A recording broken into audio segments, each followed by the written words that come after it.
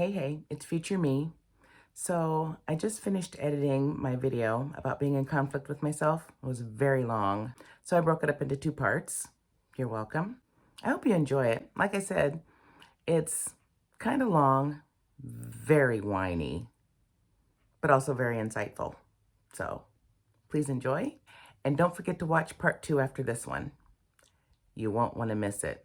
The story time is epic. There's confusion and conflict in my life. And it's me. Welcome back to Random Grannie and body doubling for our natural hair. A little self-care here and there, hanging out together. And today we're going to talk about the conflict and the insight and the awareness that has been literally raining down upon me this week. Ever since my meltdown I had a couple of weeks ago, I've had a lot of things, for lack of a better word, just kind of like bubble up out of the surface. Things that I was aware of, but I wasn't aware of. Does that make sense? Well, I'm gonna start with my hair, and then we're just gonna talk about that today because I really caught myself off guard these past 2 weeks. And for today, I'm not going to be doing a detangle and talk today. It's going to be more of a refresh. I'm going to refresh my hair today with the same products I used earlier, or my last video, and that was the Dew Crazy Sexy Foam. I'm going to be applying this, a little bit more of this, and then to my ends. This is a new product that I found that's really healthy for your hair and for your scalp that I think I'm really going to like, and it's called Genuine African Formula Super Grow Hair Gel, and I really like it. So we're going to be doing that today. And so what I'm figuring out is when I got my ADHD diagnosis last year, so much made sense. I mean, I finally understood how I had been chasing normal and how that just was never going to happen. The ADHD made so much sense. But then there was this other part of me that was in constant conflict with the ADHD. And I know that doesn't make any sense right now, but stick with me and hang on, because I'm going to probably be all over the place again. I did take some notes, but you know how well that works sometimes.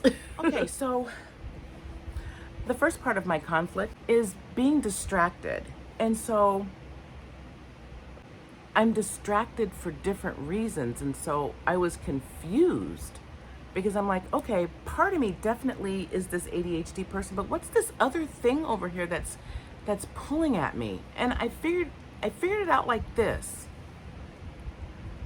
I'm either distracted because I can't concentrate because I'm daydreaming, or, maybe there's just too much information floating around, but mostly I'm daydreaming. I'm thinking about short stories I want to write, pictures that I want to draw, maybe even conversations I want to have with other people, things like that.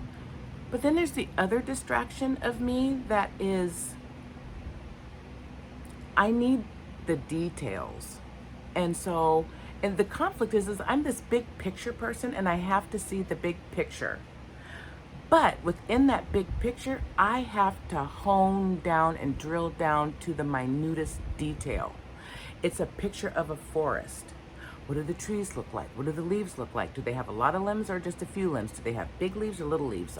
Is it the deciduous, or is it a pine tree? Is it a brand new tree? Is it a big tree? There's like 50,000 questions. So within my big picture mindset, I'm also honing down and drilling down to the minutest details. And sometimes those details get so detailed that I get distracted and then nothing sinks in. Does that make sense? So there's 2 levels of my distraction: my ADHD level, and then there's this autism level. That makes a lot of sense. My therapist wants me to get my evaluation for autism as well too. And I mean, I get it. Part of me thinks, I know, maybe I should, maybe I shouldn't. I don't know. It's all about the awareness, right? And so I'm thinking about it. Oh, forgot to take my ring off. And so I'm thinking about it. But in the meantime, I'm doing my research, and found a couple of people on YouTube that I really like mesh with. I've been doing that, and the first part of it for me was when I had that meltdown a couple of weeks ago. I'm like, why is this different? This wasn't like an ADHD, like an outburst or a frustration. This was something else, and I couldn't put my finger on it. And like I said, it had to do with food, and it caught me so much off guard that I'm still processing it. I know that sounds so crazy, but I'm still processing it because like I was really like legit caught off guard, and just not knowing what to do with that information. And once I sat back and started really thinking about what had happened and why, and I realized that throughout my life I've had these issues with being overly sensitive. I've been called, "Oh, you're overly sensitive, and you're blowing things out of proportion, and you just need to calm down." And I've heard that most of my life too. And it's like, there's a direct correlation there, right? And I'm in conflict with myself, right? Because I have two different levels and layers of neurodivergence happening at the same time. And so when I'm living distracted and can't concentrate, that looks different for me than getting bogged down, by the details. And the weird thing is, I've always told people, "Oh, I'm very detail oriented," which almost seems to me like an oxymoron, because yes, I'm detailed, but at the same time, I need the big picture. I can't be detail oriented without seeing the big picture. And to me, how can you be just a big picture person? Like what, you just see like the landscape there or something? But how can you not see the detail at the same time? How can you not see all of the colors and the depths and the shadowing and the how can you not see that too? I mean, how do you separate it? I am a big picture person, but I am also very detail oriented, and I don't think that's weird. I mean, I think it's weird to not be that way, honestly. Of course, that's just my opinion. I'm full of those. In interviews, maybe I say I'm a big picture person because I think that's what they want to hear. Because I really don't, I've lived my whole life trying to figure out what people want to hear and not what I have to bring to the table. Because quite honestly, I never thought I had anything to bring to the table. I thought I was a fraud. I thought I wasn't good at anything. But I thought that if I could sell and package myself, like you would market, during a commercial or something like that, maybe I could get the job. And and it worked because, I'm really good at bullshitting and talking, and it's not that I'm bullshit lying. It's like I truly believe my bullshit. And yes, I thought they wanted me to say that I was a big picture person, especially when I was applying for like management and stuff like that, because, I'm not stupid.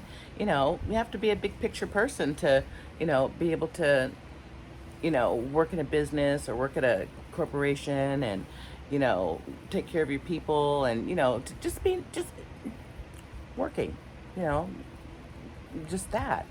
And so I got to thinking about this this week, and I wrote it all down, all of the things that I'm in conflict with myself, and distraction is a big one. The other thing that I realized that I was in conflict with myself was interrupting. I interrupt people all the time, and I don't mean to. And it dawned on me that I interrupt for a couple of different reasons. First off, I interrupt because I'm like, oh, that's really interesting and blah, blah, blah. And I've got something that I want to, to share. But I'll say things like, oh yeah, well, I did that once too. And, blah, blah, blah, blah, blah. And they'll be like, well, are you like comparing yourself to me or are you bragging? And it's like, well, no, I'm not bragging. I was trying to find a way to like connect and, oh, I've done that too. And this was my experience, but they never see it that way. That's so frustrating. And so I miss out on social cues. And so a lot of times I'll think that they're done talking. And so then I'll jump right in because I'm going to forget what I'm going to say. I'm going to forget what I'm going to say. 9.9 out of 10 times, if I don't blurt it out, it's gone. And the part that's really bad about that is it'll be gone and it'll be something important to the conversation or important to something that they're saying. And I'm like, if I don't jump in there and say this right now, I'm not going to remember. And then if they go to ask me, you know me, I'm looking everywhere. If they go to ask me something, I'm not gonna know what to say, and then I'm gonna be there, and I'm gonna be like, and then they'll think I'm not listening, and I'm like, but you don't understand. I was listening, and I heard that one part that you said, and it was really important. And I had something that I wanted to say, and then I thought I did a really great job because I didn't interrupt you, and I waited my turn, and now you're looking at me, waiting for a response from me, and it's gone. I don't want it to be gone. And so my interrupting comes from either on the ADHD side, I'm gonna say, just being impulsive, my impulsivity. I gotta jump in. I gotta say it right now. I'm gonna forget. That's really interesting, but I gotta cut it. I gotta cut in there, And then the other part of me is like, did I just read that social cue wrong? And was I not supposed to be speaking or thinking or It's all so confusing. It's all really confusing, and it didn't used to be confusing, but it is now, because I've never been able to explain to people why I do the things I do, because it's the way I've always done them, and I thought everybody did what I did. I thought everybody was kind of the same, in that regard. And it's so weird to find out that that's not the case. And I'm not gonna lie, I've been struggling a little bit with that. And I want to do better, and I want to try to find out, try to find some, some coping skills and some coping mechanisms to just, do better. And at the same time, I want to do better, and I want to try some what did I call it? I want to try some new strategies, but I also want to make sure that I'm not masking, and that I'm not being, that I'm pretending to be somebody I'm not, because it's so easy for me to be an actor, act on stage, and I don't consider myself like, lying or anything like that with who I am, but I do feel like I mask and pretend and model after like neurotypical people to make them more comfortable with me. Does that make sense? It's almost like I mask and pretend to be something else so they're more comfortable with my weirdness or my quirkiness. You know what I mean? I don't know. I know that probably sounds crazy, but it's the only way I can describe it, while I'm unpacking, all of these new feelings and, trying to make some sense out of it. The other thing that goes along with with the interrupting is being accused of not listening. And the not listening part is, am I concentrating, or am I daydreaming and concentrating about something else? If you said something and it triggered a thought or an idea, then all of a sudden I'm on that thought or idea, and honestly, I don't hear the rest of what you're saying, and I'm not doing it to be rude. That's the part that's hard to explain. I know I'm not being rude, and they're looking at me like, but you are. And then so I'm looking at myself like, well, am I gaslighting myself? Are they right and I'm wrong? How could they be right about what I think or feel? But then again, part of me doesn't know what I think or feel. If somebody asked me to explain who I was, I wouldn't have a clue in hell where to even start or what that even means. Because now that I've had all of these new things going on in my life, I don't know who I am anymore. And it's so weird. I feel like I'm two people, and each one has its own nuance, its own diversity, its own thought process and pattern. And then they all mesh together and get confused and then cause conflict in my brain. And that's what it feels like. Comment down below if you understand where I'm coming from, because right now I feel like I'm just talking out of my ass. The other part of the not listening, and this is a big one for me, you guys. Hang on here, what am I doing? I'm glad I wrote notes because I forgot already. Takes me forever to process. This is the part that drives my husband crazy. He'll say something, and several seconds will go by, and then he'll be like, well, did you hear me, and this, that, and the other, and blah, blah, blah, blah. And I'm like, well, I said, will you give me a minute to just to think about it, what you said? And then, give me a minute to respond. You're saying too much, and then he'll get frustrated. Or he'll ask me a bunch of questions. Like, a really good one is, one time I had to go out and buy shirts for work, just regular shirts, and I fucking hate shopping, and I hate going out in public. And he was like, well, what kind of shirt do you want? I'm like, I don't know, just a shirt. He's like, well, do you want button up, or do you want a pullover? Do you want short sleeves, or do you want long sleeves? Do you want a scoop neck or V-neck? And I'm just looking at him, and he's like, well, what kind of shirt do you want? And I'm like, I don't know. Well, do you want stripes or do you want dots? I don't know. I don't know. And then 10 minutes later, I'm like, I'm over it. I wanna go. I wanna leave. I gotta leave. And he's like, but we haven't bought shirts, and you start your new job tomorrow, and you need. I don't care. I'll figure it out. I'll work. I can't do this. And that's the other part of me. It's like, I'm listening, but you're not giving me time to respond.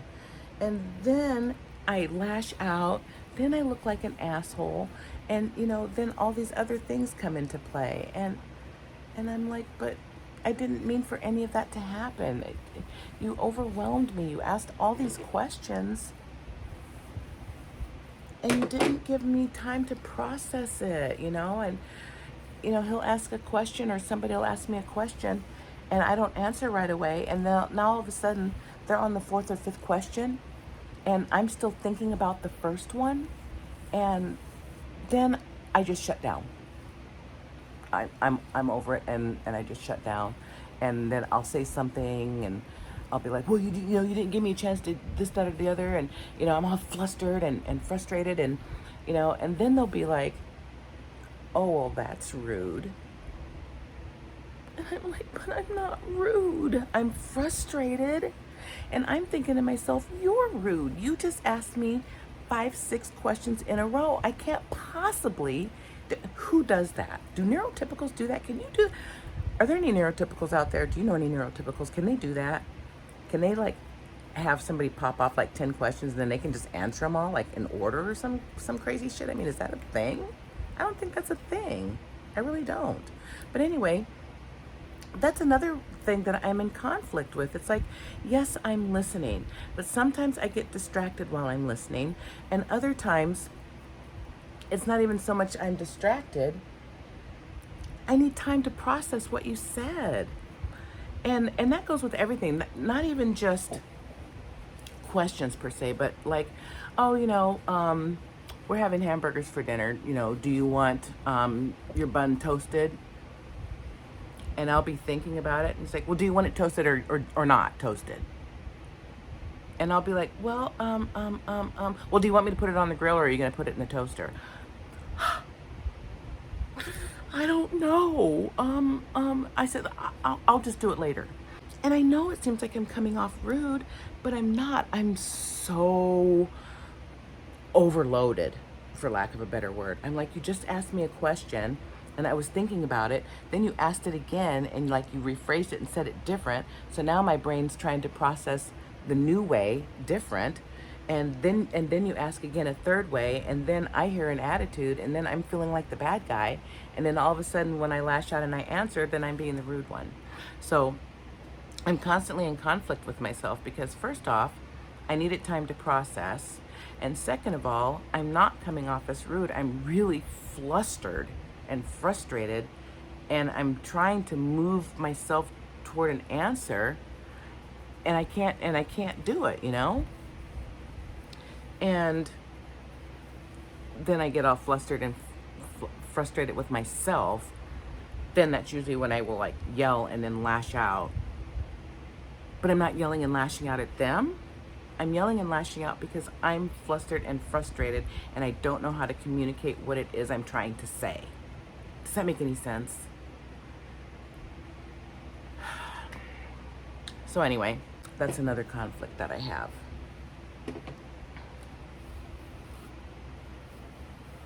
You guys, this is really hard sharing this. I'm all over the place and I'm so emotional right now that I'm trying to just slow my brain down and my mouth down so I can keep up with what I'm trying to say. Conflict is so interesting because I'm even seeing it within my own notes right now.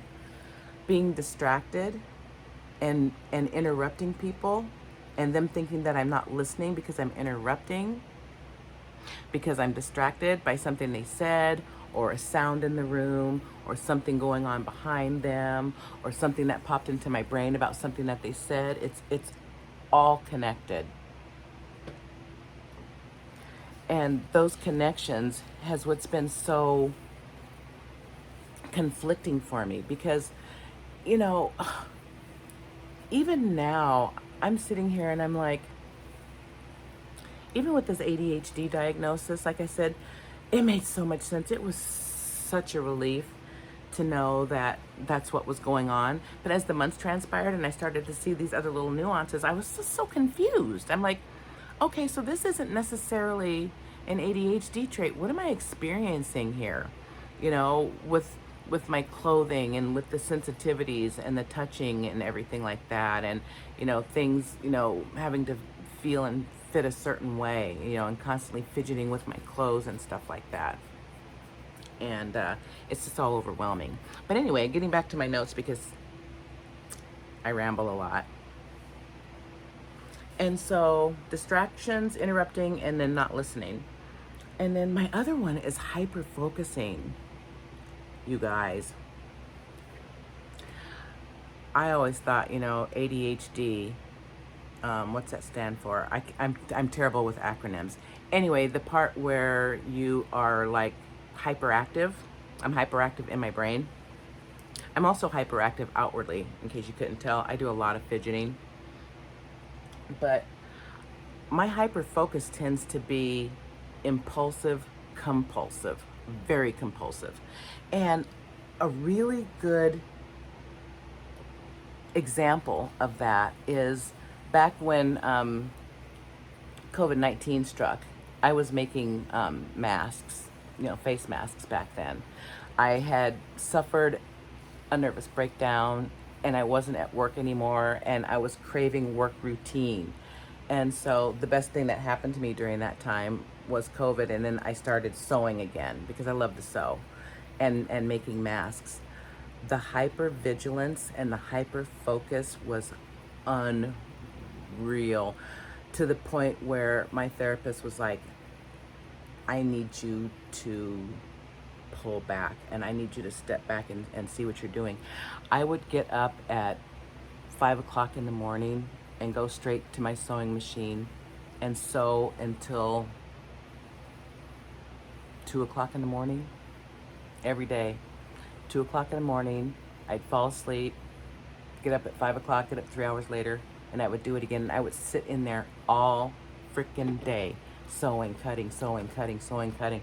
And I was so mental back then. The impulsive buying and buying fabric and threads and this and that and elastics and, I'm going to do this and I'm going to do that and, and then, searching for the perfect mask pattern, and I couldn't find one, so I made my own, and, and then I went from there, and it was just, I was insane. I was unstoppable. And I mean, literally, I was sewing 20 to 22 hours a day. And I did that for months on end until I finally collapsed. Well, imagine that. And so, hyperfixation, hyperfocus, and all of that. But then at the same time, I can be the person where, it stops working for me, and then I'll lose interest, And so I always thought the concept of ADHD was interesting because it's not like I have an attention deficit. Sometimes my attention is overly hyper focused. I've been hyper fixated on my hair for going on 3 years now, and stuff like that. And I big chopped 2 years ago. And so I've been hyper focusing on my hair, and I'm nervous because I'm like, is there going to come a time where I just get tired and bored of doing my hair? And that really scares me because I can completely shut down, and then I can completely shut down and then just not want to do my hair and not want to do anything self-care. And it's one of the reasons why I started this channel, and one of the reasons why I want to do body doubling, because it keeps me focused on some sort of self-care and doing some sort of, something to feed my dopamine or whatever. And I'm noticing that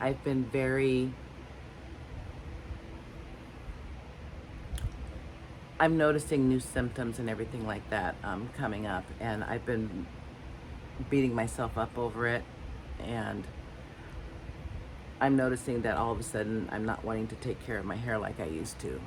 I used to, when I first started, my hair was really dry, and I would have to do my hair, a couple times a week, and I would wash my hair twice a week and do my hair twice a week. And then I got to a point where, I'm doing it once a week, and that seems to be working really well for me. Well, lately here, honestly,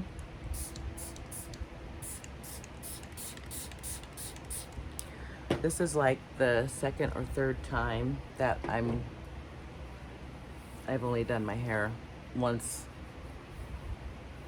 It's starting to stretch out to doing my hair once every 2 weeks. And now I don't have a problem with that. I think my hair can handle it. But one thing I do know is I know my pattern. I'm afraid that if I stay at 2 weeks,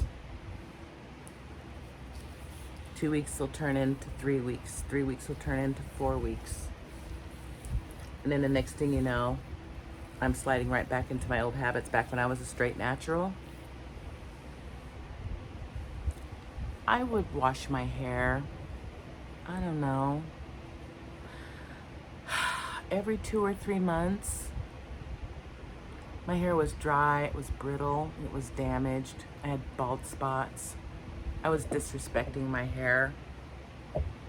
And I don't want to do that anymore. And I'm afraid I'm losing interest. And I don't want to lose interest. And so, here I am, trying to, I don't know, trying to stay focused, I guess. And hopefully I can make it work. But it's just so easy for me to get distracted, and it's so easy for me to, I used to do this, and, now I'm doing this, and, well, I used to take care of my hair, but, now I don't, and I don't want to be that person. It's already hard enough for me to do, certain things, and it's already hard enough for me to get in the shower. I don't wash my hair in the shower because it takes way too long, and then I have panic attacks in the shower, and then I start like hyperventilating and like having panic attacks if I'm in there too long, and I feel claustrophobic, and then on top of that, it's a whole sensation type thing, and I don't like the feel of water and soap running down my back. Ugh. Just thinking about it. Ugh. And and I'm trying to do better, and I'm trying to, just maintain some sense of normalcy. Not knowing what normalcy is. I don't know. It's just all so weird and so, I don't even have a word for it, you guys. It's weird because it's like I've been like this my whole life, and it's normal for me. And how do you explain a different normal, to somebody else that lives in a different world, in their head? What are neurotypicals thinking? How do they process information? How do they look at us when we're trying to explain what we do? And they have no concept of it, you know what I mean? And then it just makes me feel crazy. And I know I'm not crazy.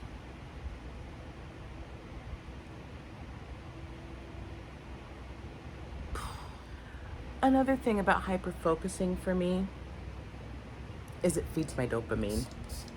And I'm all about the dopamine. I mean, even like today doing my hair, even though I'm not like full-blown doing my hair, I'm feeding my dopamine because it's like, I love the feel of my hair, and I love that I'm African, and, I have all this unique curls on my head, and I love the physicalness of it. I love the sound of it. I don't know if you can hear that, but it's almost like ASMR, it's almost like that sound. I love that sound of doing my hair, and it feeds my dopamine. When I was doing those face masks and just, shut up in my sewing room for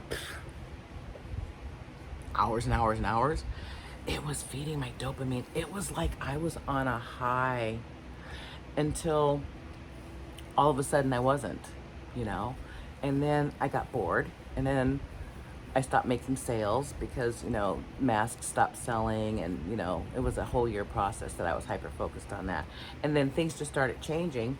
And then so I was like, okay, well, this is cool. And I was like, I found all of my old jewelry and stuff like that. I'm like, oh my God, to keep busy, since I wasn't working and, going through all my mental shit, I'm like, well, I love making jewelry, so I'll make jewelry. So I started my Etsy store, and I started making jewelry and started selling jewelry, and man, I was doing really well and selling and marketing and all these other things. And then one day I woke up and I was like, I'm bored. I don't want to do that anymore. And so I hyper focus on things. For me, hyper focusing is, how do I explain this for me? When I hyper fixate on something, I'm like really into it, and I have blocked everything out, and don't interrupt me, don't say anything, don't interrupt my flow, because 9 times out of 10 I'm gonna jump out of my skin, or I'm gonna be like, what are you doing, and blah blah blah blah, and get your sandwich, and I'm gonna be like, ugh, because once you interrupt me, then it's gonna be hard for me to start back where I was, because I was so fixated on that, and so focused on that, and now you've snipped that, and now how do I mend it back together and get back to where I was? Whereas for me, like, hyper focusing is like hyper focusing on my hair, and I don't know if I'm even saying it backwards, but to me they're different. Hyper focusing to me is different than hyper fixating. I'm not fixed on something when I'm hyper focusing. I'm doing it out of enjoyment, and I'm focusing on this project. Does that make sense? Clear as mud? I know, right? The last big one, my need for routine. And this is the weirdest one, because, hold on. So I need routine. Like, I have a morning routine, and I have to perform that routine in the same order, in the same manner, every single day. And I never realized how much routine meant for me. Even some of the jobs I had, there was a certain routine you had to follow. You come in, you make coffee, you do this, you go through this binder, you check this off, you do this thing. I can do that. But if something interrupts me, or the phone rings, or any little outside influence interrupts that routine, then my routine is gone, and I don't know how to get it back. I can't get it back, and then I'll forget things. I forgot to do this, or I didn't do that little thing, or I forgot to make that phone call, or I forgot to check that box, and now we're in trouble, and now I have to pay an extra $80 for something, because I lost my train of thought. And for me, I was conflicted, because how is it that I need routine to function, but I don't have executive functioning skills to complete the task? See how I'm in conflict with myself? I need routine, but I can't work the routine. How does that even make sense? Somebody make it make sense.